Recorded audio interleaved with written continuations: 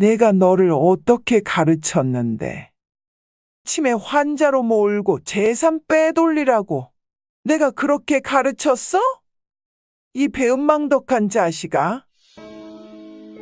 안녕하세요. 부엌사연 구독자 여러분. 저는 경상북도 경주시에서 살고 있는 칠순을 앞둔 권영숙입니다. 평소 둘째 며느리가 자주 사연을 틀어줘요. 며느리와 함께 울고 웃는 세상 이야기를 듣다가 문득 제 이야기도 보내보고 싶다는 생각을 하게 되었습니다. 앞으로 저에게 남은 시간이 많지 않지만 제 인생의 이야기를 세상에 남기고 싶어 이렇게 며느리의 도움을 받아 사연을 보내봅니다. 사실 그렇게 좋기만 한 이야기는 아니에요. 내 배 아파 낳은 큰아들에게 지독한 배신을 당한 이야기입니다. 아들은 돈이 없어 힘들어지자 저에게 마지막으로 남은 집을 빼앗으려고 했죠. 그놈의 돈이 뭐길래 이렇게 천륜도 다 소용없는지. 지금도 그때 생각을 하면 가슴이 떨리고 식은땀이 납니다. 다행히 지금은 작은 아들 내외와 함께 편안한 노후를 보내고 있지만 예전 생각을 하면 아직도 그 충격이 남아있어 괴로움에 잠을 이루지 못해요.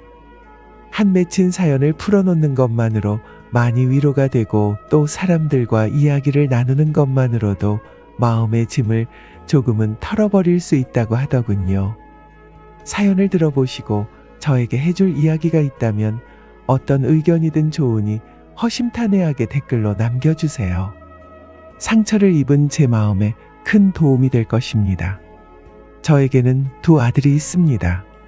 남편과 중매로 결혼하고 얼마 지나지 않아 첫째를 임신했죠. 옛날에는 시집살이도 심했고 아들을 선호하는 분위기도 강했습니다. 그래서 임신을 하고 아들이 태어나길 얼마나 바랐는지 몰라요. 남편과 중매로 만나 애정 없는 결혼 생활을 하면서 시댁에 자라고 남편에게 사랑받는 아내가 되려고 부단히 노력했습니다. 그러나 언제나 긴장감 속에서 보내는 시간은 많이 힘들었어요. 다행히 빨리 임신이 되었지만 막상 아이를 가지고 나니 아들인지 딸인지 또 걱정이 되더군요. 시어머니도 아들을 은근히 바라셨고 남편도 아들이면 좋겠다고 노골적으로 말하니 부담이 안 될 수 없었죠. 첫 아이가 아들로 태어났을 때 저희 집은 그야말로 잔치집이었습니다. 시부모님도 남편도 고생했다고 따뜻한 말을 해주었죠. 저는 그제서야 이 집의 식구로 인정받는 기분이었어요. 무뚝뚝한 시아버님마저 손주를 품에 안고 환하게 웃으셨으니 얼마나 기뻤겠어요. 그 후 3살 터울로 둘째도 낳았는데 둘째도 아들로 태어났습니다. 두 아이는 한 배에서 태어났는데도 생긴 것부터 완전히 달랐어요. 첫째 아들 재수는 생긴 것도 성격도 남편을 쏙 빼닮아 태어났습니다. 둘째 아들인 민수는 저와 판박이로 생겼을 뿐만 아니라 성격도 재수와는 정반대라 형제가 이렇게 다를 수 있나 싶을 정도였죠. 사내 아이가 둘 있다 보니 그때부터 얼마나 정신이 없었는지 몰라요. 남편 뒷바라지에 시부모님을 모시는 일도 아이를 키우는 일도 해도 끝이 없었죠. 그땐 죽어라 일만 하면서 살았어요. 그래도 다들 그렇게 살았으니 그러려니 했죠. 그런데 남편은 두 아들이 태어나고 나니 딸도 갖고 싶어 했습니다. 이젠 딸도 하나 있었으면 좋겠어. 딸이요? 아직은 글쎄요. 민수를 낳은 지 얼마 되지 않았을 때 셋째 이야기를 꺼내는 남편이 어찌나 얄미웠는지 모릅니다. 집안일이나 아이 키우는 일에는 관심도 없던 남편은 오로지 아이만 찾았어요. 저는 시댁에서 시부모님을 모시고 살며 힘들어도 속을 드러내지 않는 성격이라 힘들다는 이야기도 안 했습니다.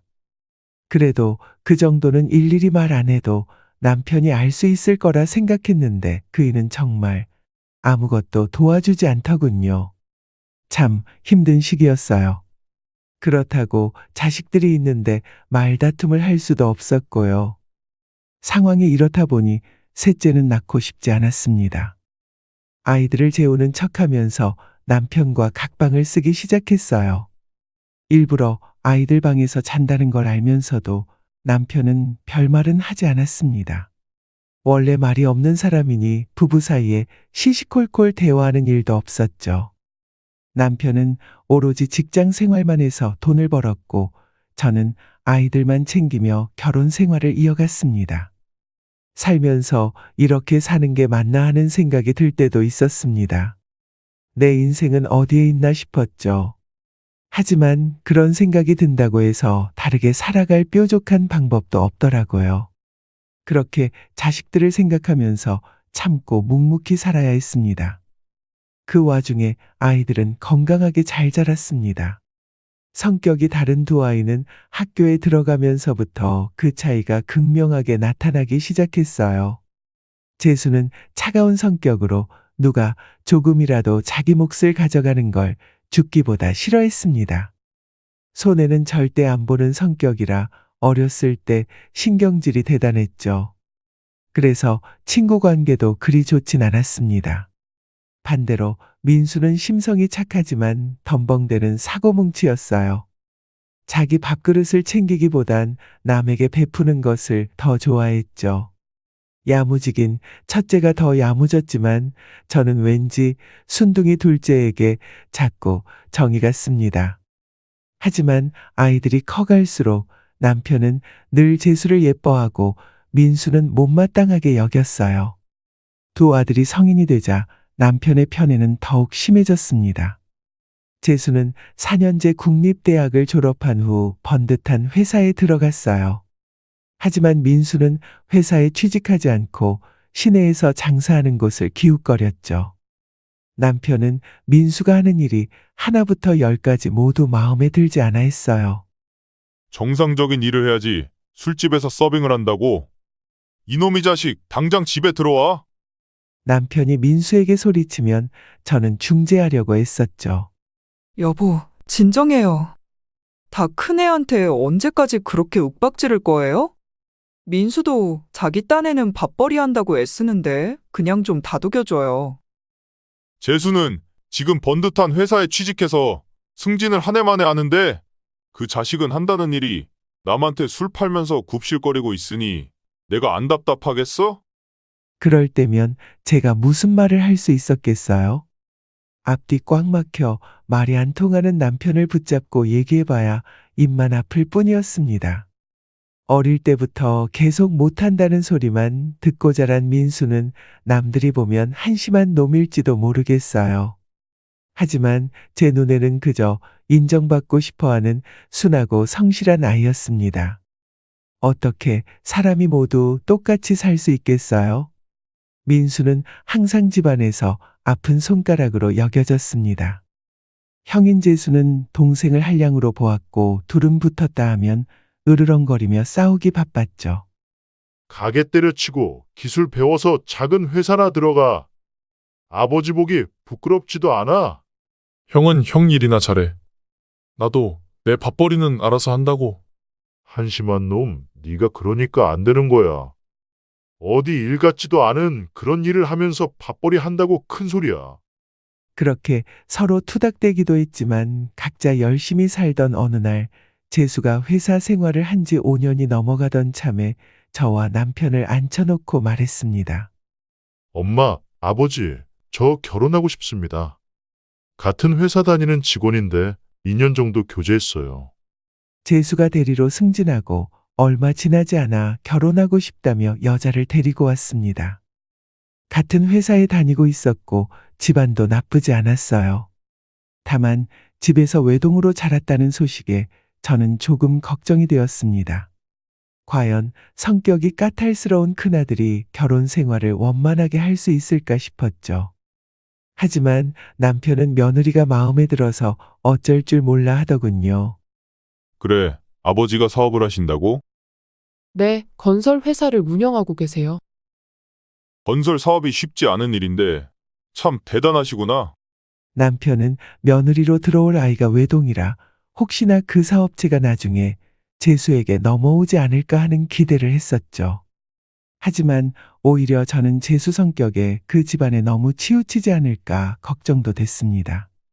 그런 우려는 뒤로 하고 남편은 아들의 결혼을 두 팔 벌려 환영했어요. 그렇게 재수의 결혼식이 올려졌습니다. 결혼을 준비하는 동안 민수는 친척들 사이에서 천덕꾸러기로 입방아에 오르내렸죠. 오랜만에 만난 친척들은 재수의 결혼을 축하하면서 한편으로는 민수의 근황도 확인하려고 했어요. 민수는 어릴 때부터 계속 형과 비교당하며 자랐습니다. 공부 잘하는 재수에게는 칭찬이 차고 넘쳤고 민수에게는 구박과 타박이 끊이지 않았어요. 민수는 딱 고등학교까지만 공부했어요. 고등학교도 인문계가 아닌 기술을 배우는 실업계였죠. 대학은 생각하지도 않았고 취직도 몇 번 시도해보다 결국 포기했습니다. 그리고 나서 술집에서 일을 하기도 하고 옷가게에서 옷을 팔기도 했어요.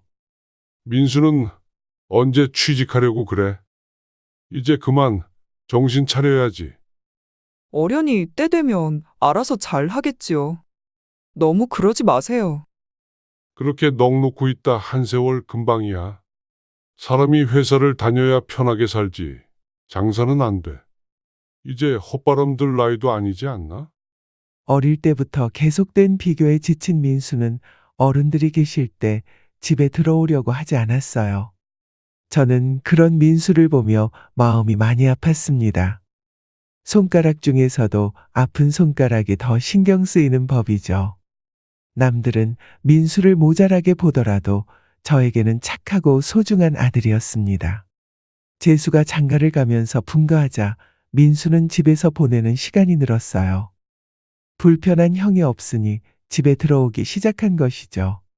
물론 남편이 없는 시간에만 주로 집에 있었습니다. 남편도 민수를 볼 때마다 타박하는 일이 많았으니까요.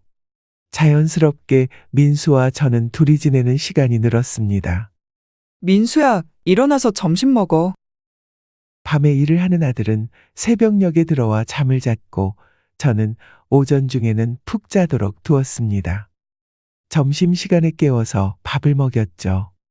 남편은 남들 다 일할 때 잔다고 민수를 한심하게 여겼지만 저는 고생스럽게 일하는 민수가 안쓰러웠습니다. 그래서 점심은 꼭 같이 먹었죠. 집에서 혼자 밥 먹는 걸 볼 수 없었기 때문입니다. 밤에 일하는 거 힘들지 않아? 이제 다른 일도 좀 해보지. 이젠 적응돼서 별로 안 힘들어.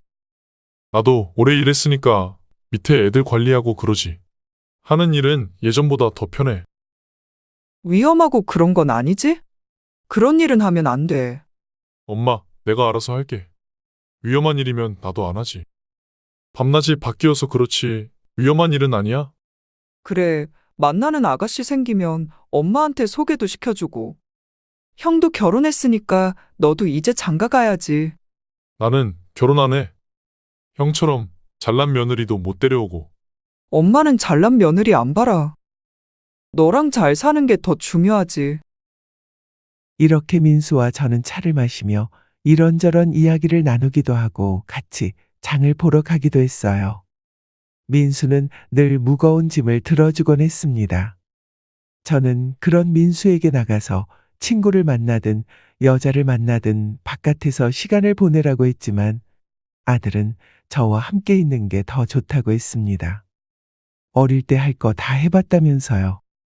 남들은 아들만 둘이라고 딸이 없어서 아쉽겠다 했지만 저는 전혀 아쉽지 않았습니다. 민수는 아들처럼 듬직하고 딸처럼 섬세했죠. 부족함이 전혀 없는 고마운 아들이었어요. 그러던 어느 날 재수가 결혼하고 5년쯤 지났을 때였습니다. 건강검진을 받은 후 남편의 간에서 종양이 발견되었어요. 전혀 예상하지 못했던 일이었기에 가족은 큰 충격을 받았습니다. 아무런 증상도 없었는데 이미 3기까지 진행된 상태라 남편도 저도 심적으로 많이 힘들었어요. 의사는 수술을 해도 완치될 가능성이 희박하다고 했지만 남편은 지푸라기라도 잡는 심정으로 수술을 강행해 달라고 했습니다. 그러나 시기가 늦어 이미 다른 장기로 전이된 암을 완전히 제거할 수 없었어요. 고통스러운 항암 치료를 받았으나 남편은 몇 개월 뒤 세상을 떠났습니다. 종양을 발견한 날부터 남편의 장례식을 치른 날까지 채 1년이 걸리지 않았어요. 검사부터 항암 치료까지 그 모든 과정을 곁에서 지켜본 저는 정신적으로 너무 피폐해졌습니다. 예상하지 못했던 죽음으로 마치 뒤통수를 맞은 기분이었죠. 그때 남편의 나이 65이었습니다. 결코 적은 나이는 아니었지만 떠나기에도 너무 이른 나이였어요. 어떻게 사람이 이렇게 허망하게 떠날 수 있나? 저는 그때의 충격을 아직도 잊을 수 없습니다. 남편을 잃은 슬픔은 이루 말할 수 없었어요. 민수에게 의지하며 그 시간을 견뎌냈습니다.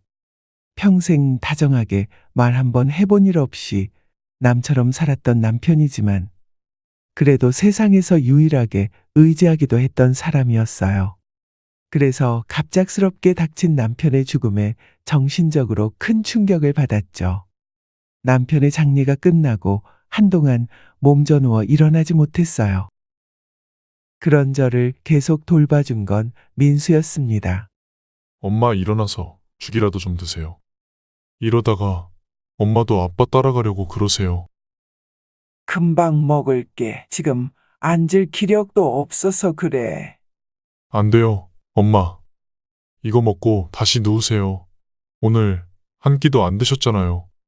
남편을 보내고 하루가 다르게 야위어가는 저를 보며 민수는 걱정이 많았습니다. 둘째는 하던 일도 잠시 멈추고 저를 곁에서 돌봐주었어요. 저도 그런 아들을 생각해서 기운을 차리려 했지만 정말 물 한 모금도 넘길 수가 없어서 아무것도 먹을 수가 없었습니다. 결국 민수는 집으로 의사까지 불러 진찰을 보고 링거까지 맞도록 했죠. 심리적인 요인으로 식사를 못 하시는 것 같네요. 의사의 말을 듣고는 그날부터 민수는 저와 한 방을 쓰기 시작했습니다. 불편한데 왜 여기서 자? 내 방 가서 편하게 자. 나 당분간 엄마랑 같이 여기서 잘 거예요. 그러니까 쫓아내려고 하지 말고 그렇게 알아요. 민수야, 엄마 정말 괜찮아. 괜찮은 거 다 알아요. 내가 그렇게 하고 싶어서 그래. 남편의 장례식이 끝난 후 재수는 딱 2번 저를 보러 집에 왔습니다. 그것도 큰일을 치른 후 몇 개월이 지나서였죠. 아내는 안 오고 혼자서만 왔더군요. 좀 어떠세요? 괜찮으세요? 내 처는 어쩌고 혼자 왔어. 장인어른 집안에 행사가 있어서 집사람은 거기 갔어요. 같이 못 와서 죄송하다고 전해달라고 하더라고요. 그리고 이거 재수는 아내의 편을 들며 가지고 온 하얀 봉투를 내밀었습니다. 이걸로 드시고 싶은 거 사드세요. 입맛이 없어도 억지로라도 드셔야죠. 재수가 내미는 봉투를 보며 저는 그저 씁쓸할 뿐이었습니다. 그 무관심한 태도와 말투가 저를 더 아프게 했어요. 하얀 봉투를 받아들며 속으로 깊은 한숨을 쉬었습니다. 감정이라고는 하나도 느껴지지 않는 재수의 건조한 눈빛을 보며 가슴속에 냉기가 도는 기분이 들었습니다. 문득 내가 죽어도 이 아이는 울지 않을 것 같다는 생각이 들어 서글픈 기분까지 들더군요. 어릴 때부터 집안의 관심과 사랑을 독차지하며 자란 재수가 왜 이렇게 차갑기만 한지 도통 원인을 알 수 없었습니다. 재수가 혼자 온 것이 못마땅했던 민수는 형을 답답하다는 듯 바라보며 삐딱하게 앉아 있었죠. 그러다가 봉투를 가져가 안에 든 금액을 확인했어요. 꼴랑 30만 원 넣었어? 아빠 돌아가시고 나서 이제야 얼굴 비추면서. 그것도 형수는 오지도 않고. 너무 적게 넣은 거 아니야? 민수의 비아냥거리는 말투에 재수가 무서운 눈빛으로 동생을 노려보더군요. 그러나 입을 꼭 다물 뿐 별다른 대꾸는 하지 않았습니다.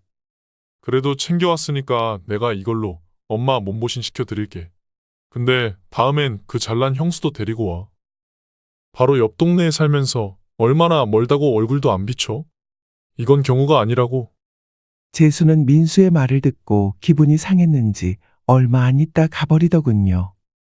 둘이 아웅다웅하는 모습을 보는 것이 하루 이틀 일도 아닌데 형제가 서로를 보며 웃는 날이 갈수록 없어지는 듯하여 많이 씁쓸했습니다. 그러나 한편으로는 형을 향해 쓴소리를 해주는 민수가 고맙기도 했어요. 차마 꺼내지 못한 제 마음속에 있던 말을 민수가 대신 해준 것 같았거든요.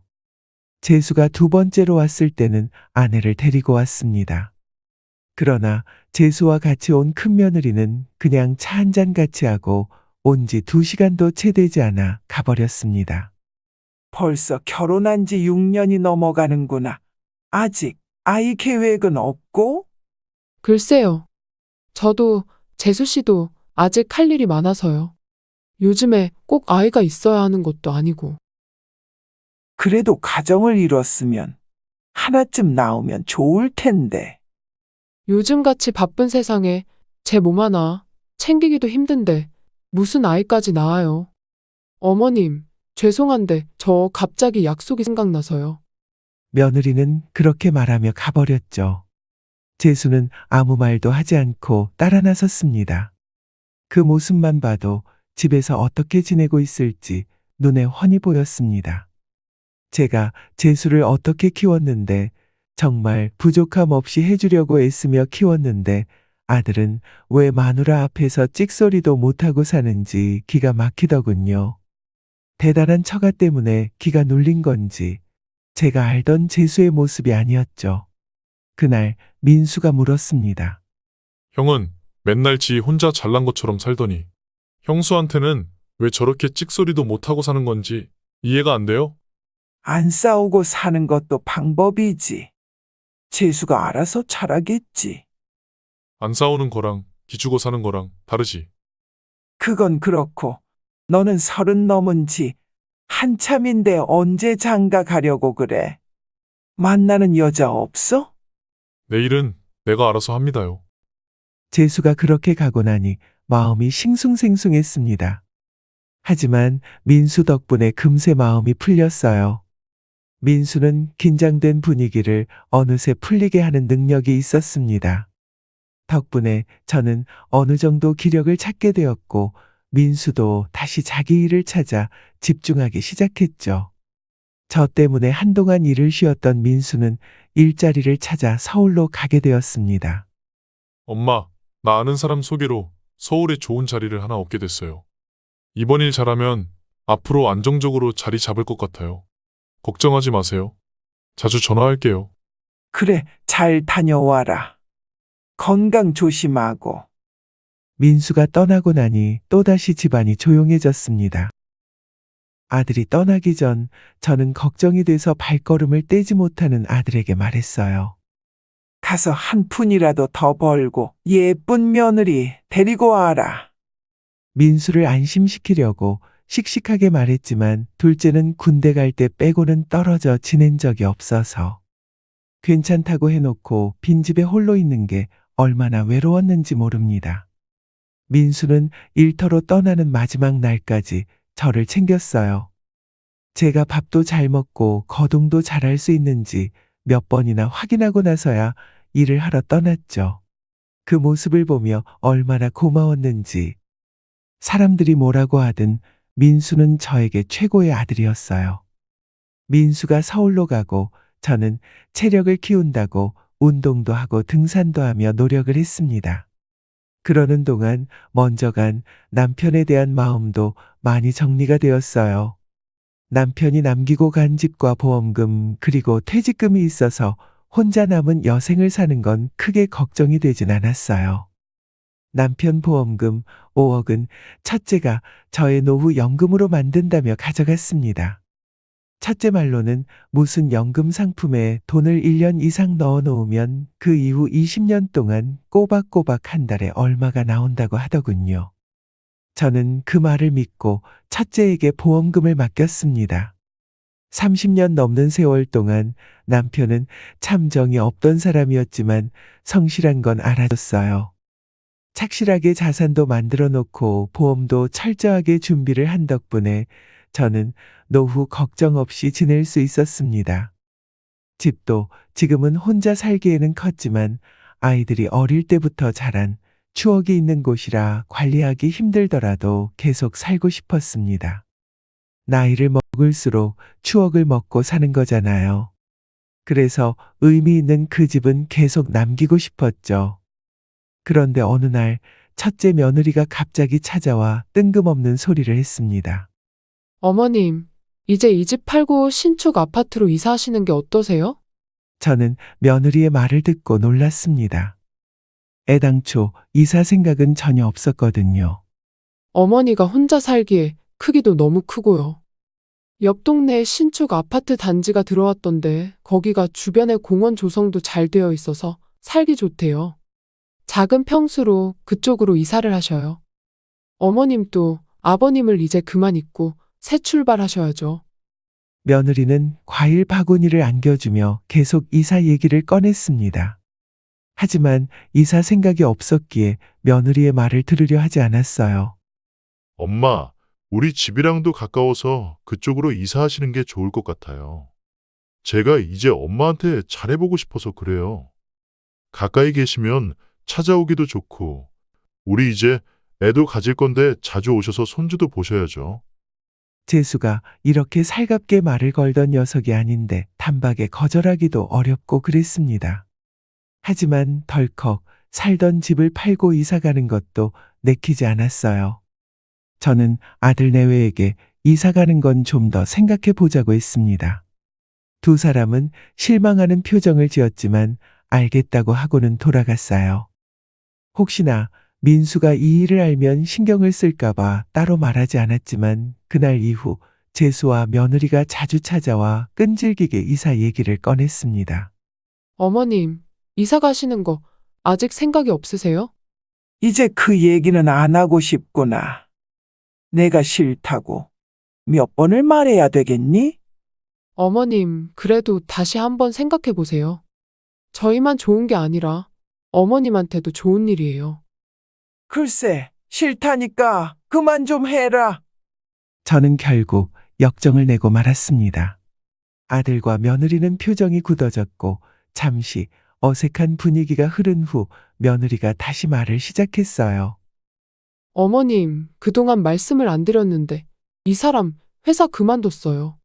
저희 친정 아버지한테 좋은 사업을 추천받아서 자기 사업 시작했어요. 그런데 지금 상황이 안 좋아서요. 며느리는 침착하게 말을 했습니다. 아들이 다니던 회사를 그만두고 사업을 시작했는데 처음에는 잘 되다가 점점 어려워져서 결국 살고 있는 아파트까지 모조리 저당 잡혔다고 하더군요. 지금은 빚쟁이들이 매일 집에 찾아오는 수준이라고 했습니다. 저는 너무 놀라 말문이 막혔어요. 정 힘들면 내가 맡겨놓았던 아버지 보험금으로 어떻게 안 되겠니?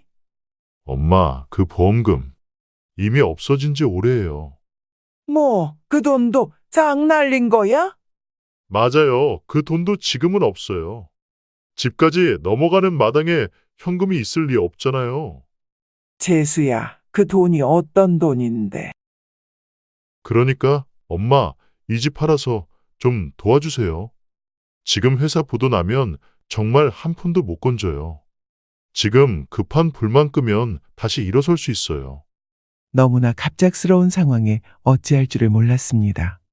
아들과 며느리가 저밖에 없다는 눈빛으로 쳐다보는데 정말 난감하기도 하고 화가 나기도 했어요. 믿고 맡겨두었던 남편의 보험금마저 저 몰래 당당히 털어서 써놓고 일말의 미안함도 느끼지 않은 표정이었죠. 그러나 이건 아니다 싶어서 단호하게 말했습니다. 이 집은 안 돼. 너희들이 얼마나 급한 상황인 줄은 알겠다만, 그래도 이 집은 안 돼.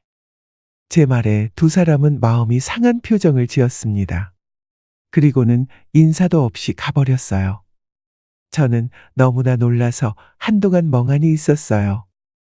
5억이나 되는 남편의 보험금이 몽땅 사라졌지만 아들은 돈에 대한 말 한마디 없이 매정하게 떠났습니다. 그런 아들의 뒤통수를 보면서 억장이 무너지는 기분이 들었죠. 이미 수억을 까먹은 사업을 무슨 수로 다시 일으킨다는 건지 이 집을 팔아서 도와줘도 어려울 것 같다는 예감이 들었습니다. 게다가 저도 제 노후를 위해서는 이 집이 필요했죠. 여러 가지 사정으로 거절했지만 마음이 편할 리 없었죠. 부모 마음에 뭐라도 도와주고 싶은 게 당연한데 아무리 생각해도 이건 아니었습니다. 혹시라도 일이 잘못되어 아들 내외가 갈 곳이 없어지면 이 집에라도 들어와서 같이 살아야 할 텐데 그러려면 돌아올 곳이 있어야 한다는 생각도 들었어요. 그런 여러 가지 생각을 했지만 아들 내외는 서운함을 감추지 못했습니다. 민수는 며칠에 한 번씩 전화를 했고 서울에서 일하는 아들이 혹시 날 걱정할까봐 재수와 있었던 일은 말하지 않았습니다. 민수도 언제까지나 제 뒤치다꺼리를 할 수는 없으니 부담이 되는 말은 아끼고 싶었어요. 민수는 서울에 일하러 가서 참한 여자를 소개받았다며 나중에 어머니에게 소개시켜 주겠다고 했습니다. 목소리가 온통 들떠서 기분이 좋아 보이더군요. 그 소식이 반갑기도 하고 씁쓸하기도 했습니다. 이제는 나이 먹어가는 일만 남은 저에게 민수의 목소리는 기분 좋게 해주었고 재수의 소식은 마음을 무겁게 했죠. 제가 집을 팔지 않겠다고 단호하게 말한 후 한동안 큰아들 내외는 집에 발걸음을 하지 않았습니다. 그러더니 어느 날 다시 집을 찾아왔어요. 어머님, 어제 제가 가져다 드린 반찬은 다 드셨어요? 반찬, 무슨 반찬? 너희가 언제 왔다고 그러니? 재수는 당황한 표정으로 며느리를 쳐다보았습니다. 며느리도 사색이 된 표정으로 재수를 바라보았죠. 어머님, 어제 진짜 왔었어요. 같이 점심도 먹고 반찬도 냉장고에 넣어놨잖아요. 기억 안 나세요? 저는 이게 무슨 소리인지 도무지 이해가 되지 않았습니다. 무슨 착각하는 거 아니야? 대체 너희들이 언제 왔다고 그러는 거야? 그때 며느리가 기다렸다는 듯 나서며 말했습니다. 그때 며느리의 번쩍이는 눈빛이 참 무섭게 느껴졌어요. 여보, 어머님 이상해. 아무래도 치매가 오신 것 같아. 검사 한번 받아봐야 하는 거 아니야? 아들 내외는 갑자기 저를 치매 환자로 몰아가기 시작했습니다. 저는 어안이 벙벙해서 어찌할 바를 몰랐어요. 그 뒤로 몇 번이나 큰아들과 큰며느리는 제 기억력에 문제가 있다며 치매라고 몰아갔고 그때마다 저는 답답해서 무슨 소리를 하냐고 물었지만 소용없었습니다. 엄마, 진짜 기억 안 나세요? 요즘 많이 심해지신 것 같아요. 무슨 소리야? 나는 멀쩡해. 답답해서 소리쳤지만 아들 내외는 동문서답하며 갈수록 상태가 심각해진다는 말을 하더니 병원에 데려가려고 했습니다. 어느 순간 저는 이 상황이 아들 내외가 짜고 치는 고스톱이라는 것을 눈치챘어요. 며느리는 둘째치고 내 아들마저 나를 치매 환자로 몰고 가는 걸 보고 억장이 무너지는 것 같았습니다. 10달을 품고 배 아파 낳은 자식이 아들이 세상에 태어나 힘차게 울음을 터뜨렸던 그 모습이 아직도 선명한데 나에게 엄마라는 이름을 처음으로 준 그런 아들이 재산을 가로채려고 나를 병원에 집어넣으려 한다니 그 심정을 이해할 수 있겠습니까? 저는 어느 순간부터 아무 말도 하지 않았습니다. 저의 행동이 변하자 아들은 눈치 보기 시작했습니다. 뻔히 다 아는 것 같았죠. 제가 그들의 계획은 눈치를 채고 말을 하지 않는다는 것을요. 병원에 집어넣으려고 아내와 작당하면서도 식은땀을 흘리는 아들을 보며 저는 속으로 눈물을 삼킬 수밖에 없었습니다. 며느리는 제가 말을 더 이상 하지 않으니 자기 마음대로 되는 것 같아 신이 난 것 같더군요. 하지만 저는 계속 말을 하지 않았습니다. 왠지 더 말을 하고 싸우다가는 요양병원이 아니라 정신병원으로 가게 될 것 같은 불안감이 있었기 때문이죠. 아들 내외가 작당하는 말을 들었는데 충분히 그럴 가능성이 있었어요. 아들과 며느리가 이렇게까지 할 수 있다는 것이 도무지 믿기지 않았고 이해도 되지 않았습니다. 확실한 건 재수가 더 이상 제가 알던 그 아들이 아니라는 것이었어요. 결혼을 하고 아들은 완전히 변해버렸습니다. 결국 재수와 며느리는 저를 요양병원에 입원시켰습니다. 엄마, 당분간만 여기 계세요. 혼자 집에 계시다가 무슨 일이 있을지도 몰라서 제가 불안해서 안 되겠어요. 제 마음 이해하시죠? 재수는 저의 손을 붙잡고 말했습니다. 저는 그저 말없이 눈물만 흘릴 뿐이었죠. 결국엔 이렇게밖에 될 수 없구나 싶어 너무 비참하게 느껴졌습니다. 엄마, 왜 울고 그러세요? 저 불편하게 하려고 일부러 그러시는 거죠? 너는 이 애미한테 한다는 소리가 고작 그런 말밖에 없어? 저는 아들에게 호통을 쳤습니다. 아들은 오히려 자기가 상처받았다는 표정으로 병실을 나가버렸어요. 아들이 가고 난 후 저는 한참이나 혼자 숨죽여 울었습니다. 병실을 같이 쓰는 다른 노인들이 무슨 일인가 싶어 쳐다봤지만 눈물이 그치지 않았죠. 그날 베개가 흠뻑 젖을 때까지 밤새도록 그렇게 울었습니다. 아픈 사람들이 가득한 요양병원에서의 생활은 아무런 재미가 없었습니다. 병이 있는 사람이라면 몰라도 멀쩡한데 하루 종일 가만히 있는 것이 너무나 힘들었어요. 저는 민수에게 연락을 하려고 했지만 생각처럼 쉽진 않았습니다. 가족의 요청인지는 몰라도 병원에서는 환자들에게 전화를 잘 주지 않다군요. 간호사들도 감시하는 것 같은 느낌이 들어 요양보호사 한 명을 설득하여 핸드폰을 빌렸습니다. 그걸로 민수에게 전화를 걸었죠. 저는 민수에게 있었던 일을 모두 다 얘기했습니다. 엄마, 어디에요? 왜 전화가 안 돼요? 민수야, 재수가 날 요양병원에 넣었다. 나는 정말 멀쩡한데 며느리와 함께 자꾸 내가 치매에 걸렸다고 하는구나. 뭐라고요? 그런 말도 안 되는 소리가 어딨어요. 지금 어디 요양병원이세요? 여기 국립공원 가는 길목에 있는 큰 요양병원 기억나니? 바로 거기야. 나 좀 도와다오. 혼자선 도저히 안 되겠구나. 뒤늦게 상황을 알게 된 민수는 화가 나서 어쩔 줄 몰라 했습니다. 분통함에 못 이겨 눈물까지 흘렸죠. 아니, 그 인간이 진짜. 엄마, 재수 그 쓰레기 같은 놈이 어떻게 엄마를 치매 환자로 몰아? 엄마가 지한테 어떻게 했는데? 저는 계속 울기만 했습니다. 뭐라고 말을 할 수가 없었어요. 민수는 바로 병원으로 찾아오겠다고 하며 전화를 끊었습니다. 다음 날 민수는 병원으로 찾아왔는데 어떤 카메라와 영상을 함께 가져왔죠. 엄마, 내가 서울 가기 전에 엄마 혼자 있는 게 걱정돼서 집에 CCTV 달아놨던 거 기억나요? 현관에 하나, 거실에 하나 설치한다고 했잖아. 작게 천장이랑 벽에 붙였던 거 기억하죠? 영상 찾아보니까 형이랑 형수가 연극하면서 짜고 친 게 분명해요. 민수는 서울로 일을 떠나기 전에 늙은 어머니가 혼자 집에 있는 게 불안하다고 CCTV를 설치한다고 했던 것이 그제야 생각이 나더군요. 제가 불편해할까봐 가장 작은 크기로 있는지도 없는지도 모르게 설치한다는 것도 함께 생각났습니다.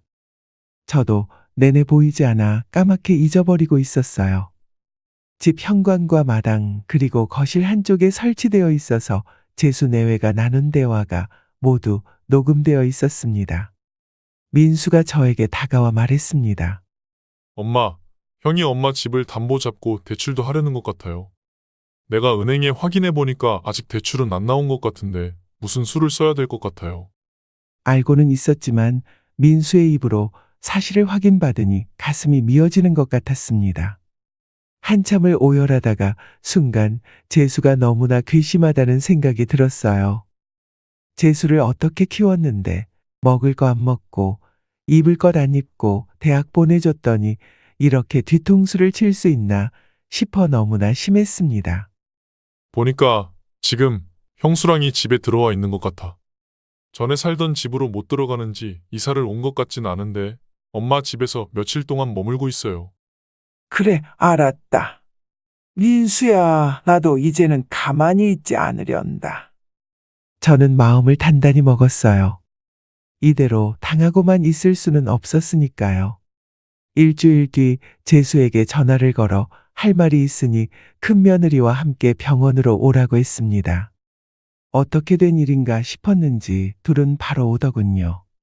어머님, 얼굴이 지난번보다 좋으시네요. 요즘 요양원 밥 맛있죠? 큰며느리가 가증스럽게 웃으며 말했습니다. 내가 진짜 환자도 아닌데 환자식이 맛있겠니? 아니, 엄마 또 이러시네. 치매라서 계속 왔다 갔다 하는 거예요. 연락도 하시길래 조금 좋아진 줄 알았더니 재수가 혀를 차며 말했습니다. 저는 아들과 며느리를 남보듯 쳐다봤어요. 저게 내 속으로 낳은 그 자식이 맞나 싶었습니다. 그래서 무슨 말씀을 하시려는 건데요? 저희는 왜 부르셨어요? 저희 바빠요. 할 말 있으면 빨리 하세요. 기다려봐라. 올 사람이 있으니까. 저는 침착하게 대답했습니다. 둘은 무슨 말인가 싶어 궁금해했죠.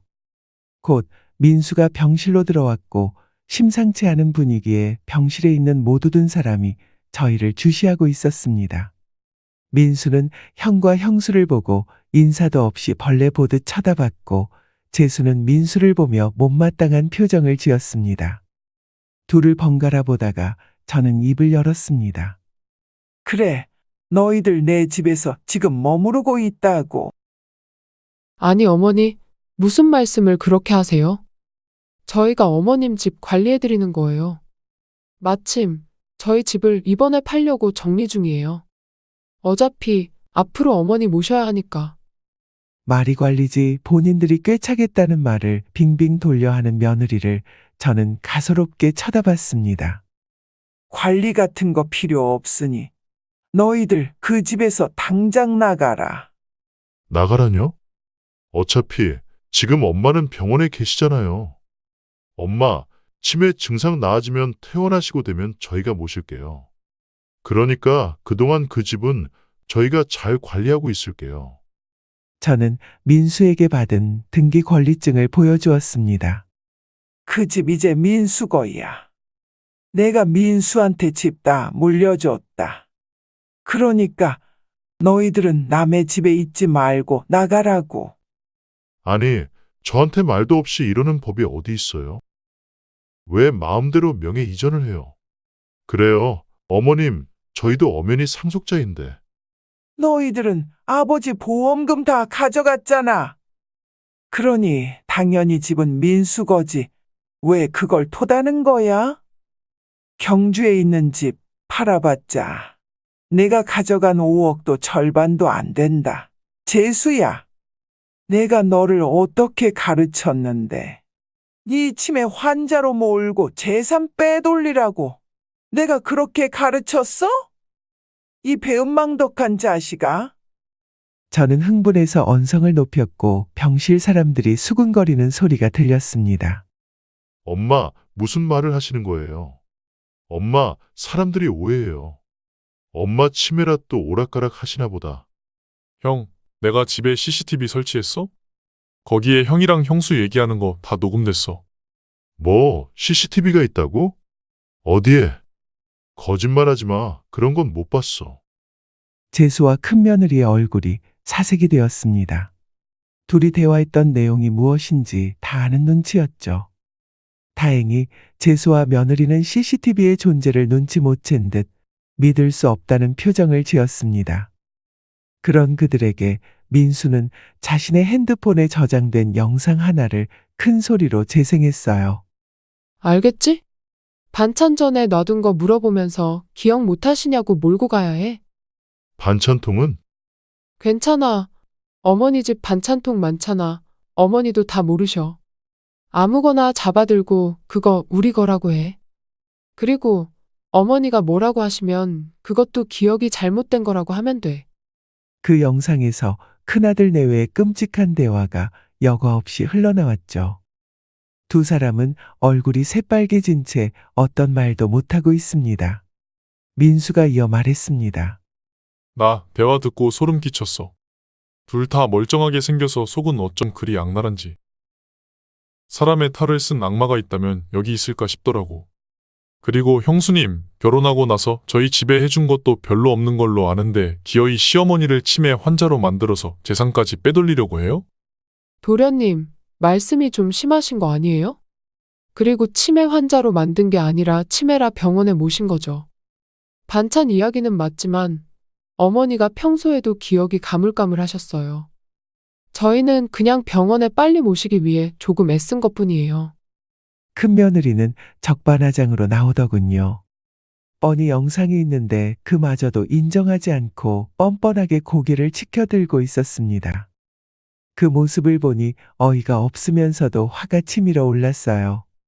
며느리가 처음 집에 인사 왔을 때 집안 좋다고 좋아하던 남편이 떠올랐습니다. 그 뒤로도 남편이 며느리 비위를 맞추려고 했던 모습도 기억나 이미 죽고 없는 사람에게 속으로 비웃었죠. 나는 이제 너랑 연 끊고 싶다. 더 이상 나는 내 엄마 안 할 거야. 그러니까 너도 내가 죽었다고 생각해. 그냥 서로 없는 사람처럼 살자. 제가 말하자 재수가 깜짝 놀랐습니다. 아무리 자신이 못되게 굴어도 결국엔 항상 자신의 편이 되어 주던 어머니였으니 재수는 당황하더군요. 충격을 받은 재수가 저에게 다가와 무릎을 꿇었습니다. 어릴 때를 제외하고는 한 번도 남들 앞에선 울지 않던 그 도도한 재수가 눈물 콧물 범벅이 되어 잘못했다고 빌었어요.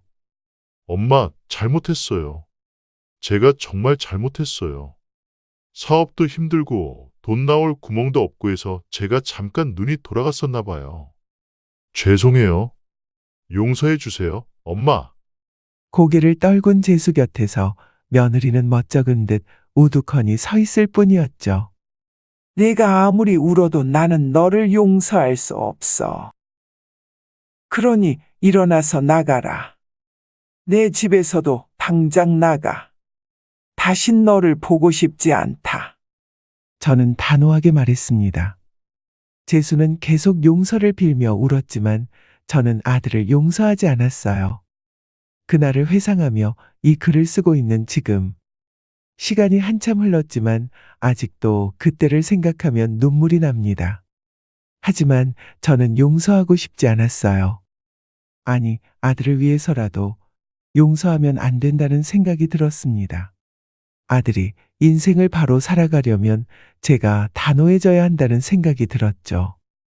그날 이후 저는 재수와 큰며느리는 만나지 않았습니다.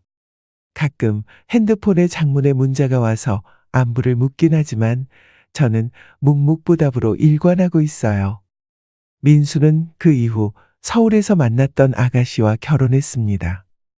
현명하고 마음씨가 착한 아가씨를 데려왔고 신혼집은 경기도에 차렸어요. 저는 진심으로 그 둘을 축하해 주었습니다. 그 사이 민수가 하는 옷가게도 점점 장사가 잘 되어서 큰 집으로 이사까지 하게 되었어요. 그리고 3달 전 저도 경주에 있던 집을 팔고 민수 집 근처로 이사를 가게 되었어요. 가족에 대한 추억 때문에 남겨두고 싶었지만 좋은 추억만 있었던 건 아니라 문득문득 떠오르는 기억이 저를 고통스럽게 했기 때문입니다. 그 후 재수는 개인 파산을 했다는 소식을 들었습니다.